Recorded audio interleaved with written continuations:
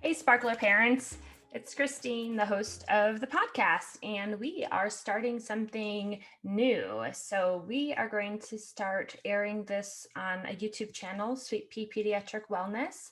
So, you can either continue to listen on your favorite podcast outlet like you always have been, and or jump over to YouTube and search for Sparkler Parents or Sweet Pea Pediatric Wellness over there. And so we also have a Facebook group you can join, Sparkler Parents Podcast. And that Facebook group consists of moms and dads and different people who are interested in creating present moment awareness in our parenting. So come join the conversation over there. On today's episode, we are continuing our discussion of brain-based parenting. So it'd be great if you can grab this book.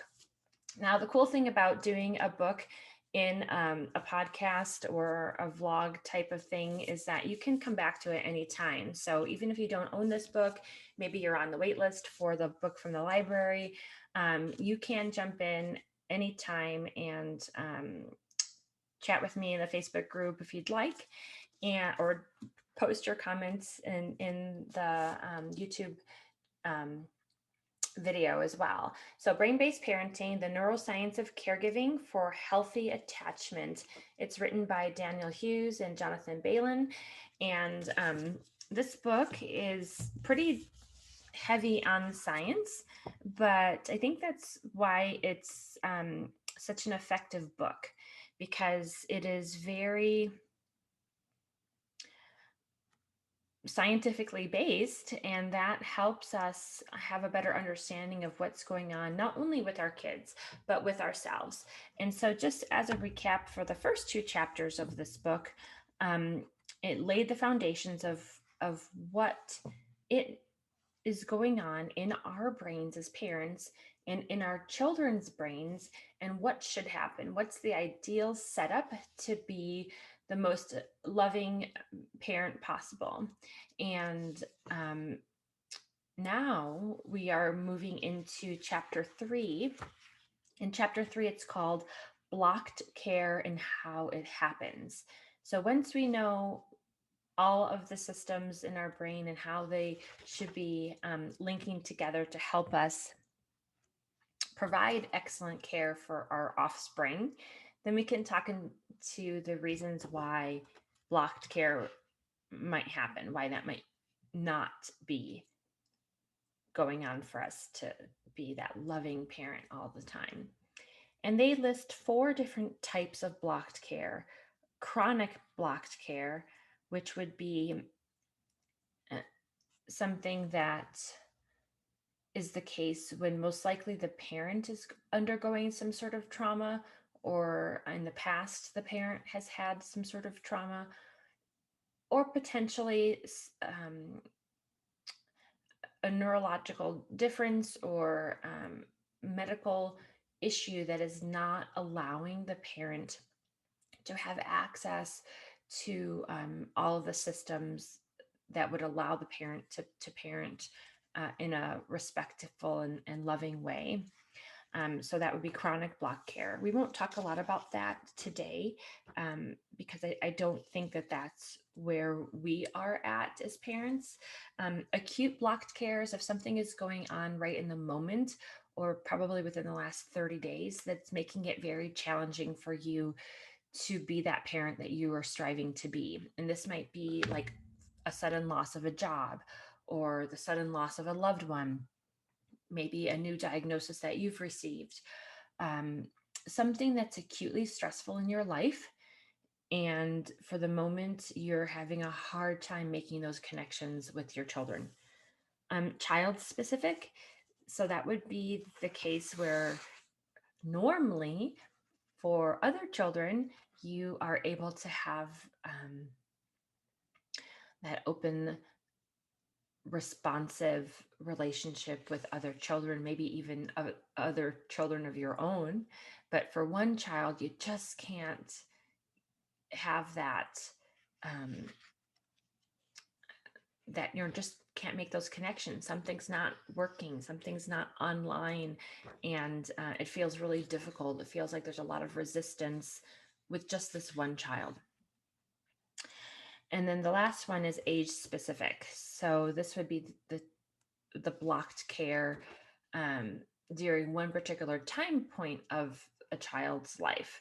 Um, and in the book, they talk about the terrible twos and the teen years, because for the child, that's a very tumultuous time. There's a lot of transition going on for your 2 year old or for your teenager, a lot of different hormones and neurochemicals that are being made at different rates, or their bodies are changing and they're just not able to kind of keep up with the changes um, in that time period, and they haven't kind of transitioned out of that time difficult space yet, and you as the parent are having a really challenging time staying with them due to all the stress that they're experiencing.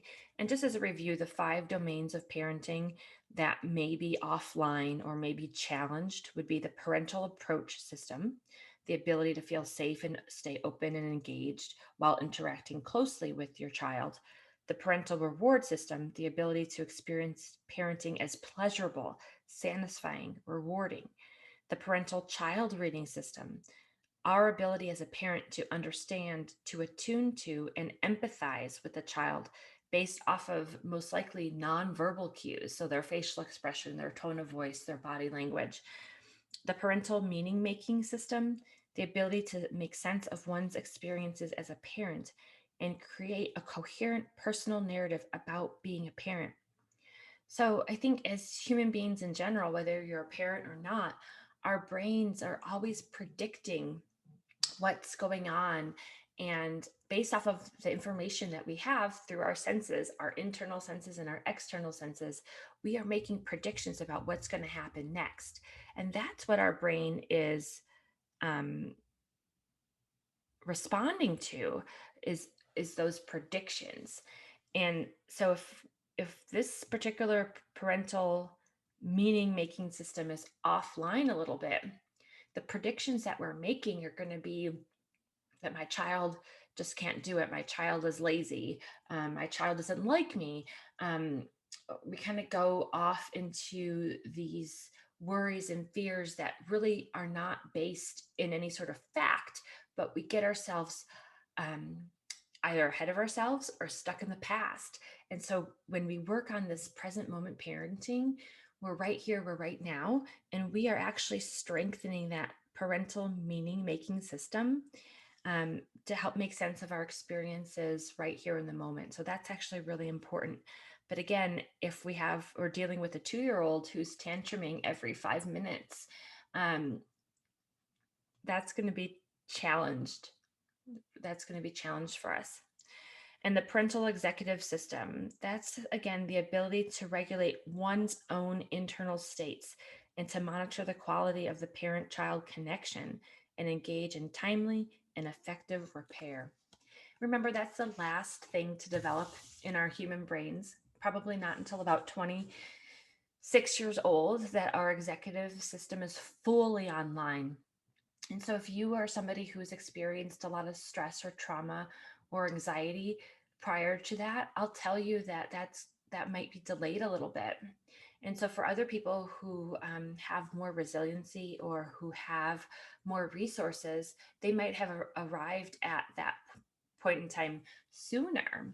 Um, but again, stress challenges these systems, and whether it's stress that you're creating within your body or in your external environment, with your relationship with your spouse or your partner, maybe something going on at work, a global pandemic, all of those stressors um, need to be balanced out with what our resources.